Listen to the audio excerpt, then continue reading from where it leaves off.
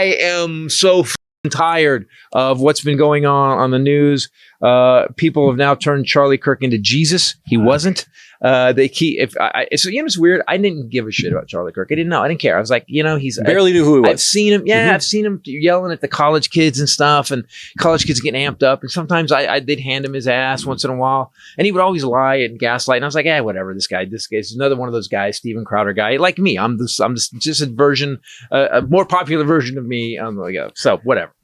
So I didn't pay attention. So then he gets shot, and I'm like, well, fuck, man, that's fucked up. That was brutal. It's fucked up. It's fucked up. We all have to look. No one should get shot, assassinated for their words. You know, I mean, all the stuff I've said on stage, for God's sakes, that's exactly. And just the stuff that you've said to me in a car, we shouldn't get shot for words. I didn't have a weapon in the car at the time when you were talking. So. No one should get shot for the words. That's why we live in America. That's the entire, literally, it's the first. It's the First Amendment. It's the first one. It's not the fifth one. It's not the eighth one. It's the most important one. You don't get shot for your words. Clear. Then I looked at his words. And then I was like, wow, did he really say all this shit? Yeah. And you start to read what Charlie Kirk said, and again, doesn't deserve, you listen, you should be able to be an asshole. I've made money on it. I'm fine. I've made a living at it.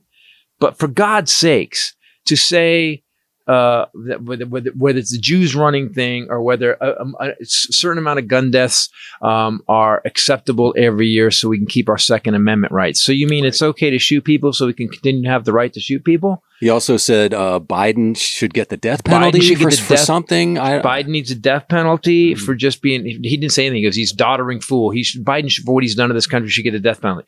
He also said black pilots, if I see a black pilot get on a plane, I'm like, oh God, is this plane going to be here? Then he also said about women, he said that basically black women, he did this whole thing about black women basically needing DAI to take white people's jobs.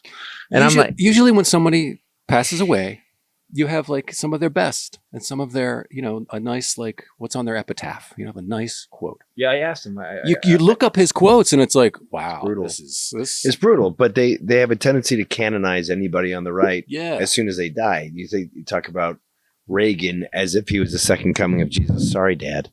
Compared to these guys, he was. But that's the thing is like, but you got to remember, like, we're not. The mistake that we're all making is we're thinking that we can use logic to win an argument. Right. And this is going to bore you. But there was an MRI study, and they did this thing where they looked at people's brains. And if they showed you pictures of a bear attacking you or a tiger, you're terrified.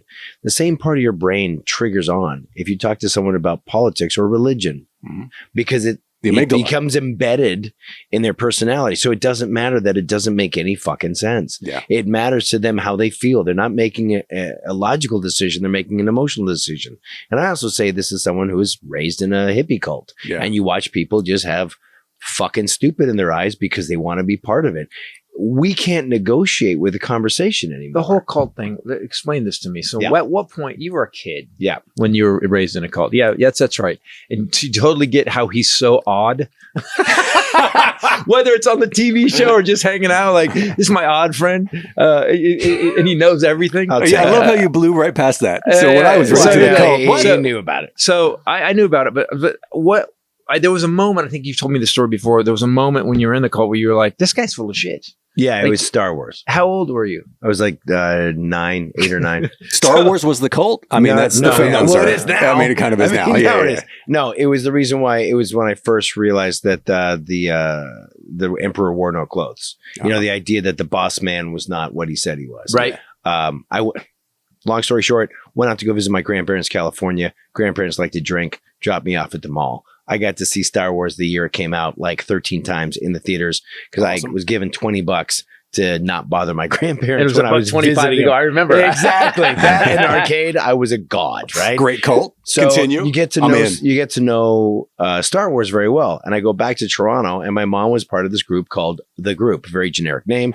And I think it was an extension of her as a single mom looking for a support group that was outside of the standardized church structure because that's what people are looking for, and it wasn't available back then. But, you know, as power corrupts and absolute power corrupts absolutely, the big man program, here's the the guy. His name was Kenneth G. Mills. You can look him up on the interwebs.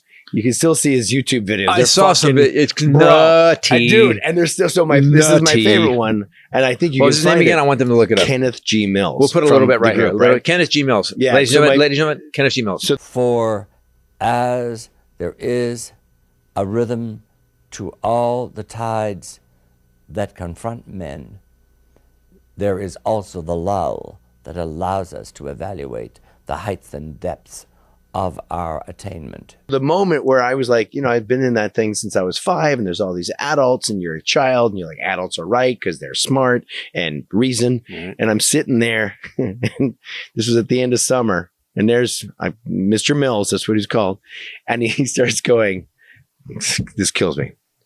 Oh, so he did this thing called spontaneous poetry.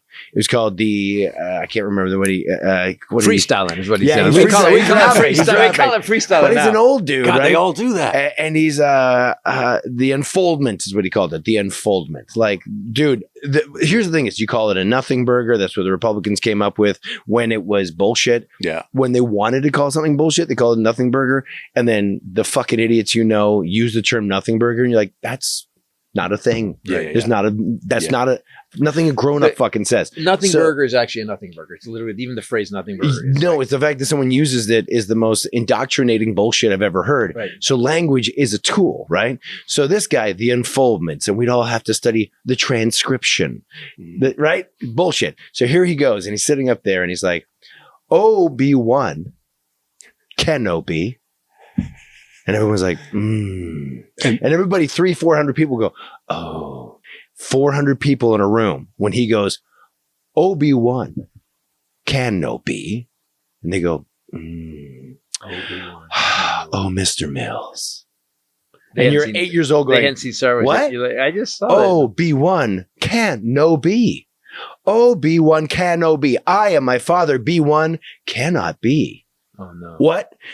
This guy conflated the I am my father are one now and not shall be from the Bible, which is Jesus basically saying we are all part of the God idea, right now. Right. Don't wait for it to happen. We are all one. We are all one part of the God. This is the thing, like, it makes you go, you don't have to wait to become a better person. That's in you. And actually quantum physics sort of supports that. Cool. But this motherfucker's going, Obi-Wan Kenobi. The background to Star Wars is that they are denying the Bible. And I'm sitting there going, the fuck are you talking about, I love dude? The 9-year-old's like, this guy's an asshole. And that was when I was like, ooh, what? And no one would make eye contact with me. And I watched all these people basically follow this guy around as if no matter what he said, they would never question it because they were caught up in the emotional process of it. And I watched grown-ass adults this man would sit up on a raised platform, a little dais, I think is how you say it, with a chair, and he would have grapes and water and cheese, and people would sit in front of him slightly lower, and he would throw grapes to them. Fucking grown-ups. And they'd be like, oh, I got the grape. Now, you watch people on either side, far left, far right, but you watch these fucking Republicans, these MAGA, stare at Trump. It's idolatry. So you see the exact same behavior.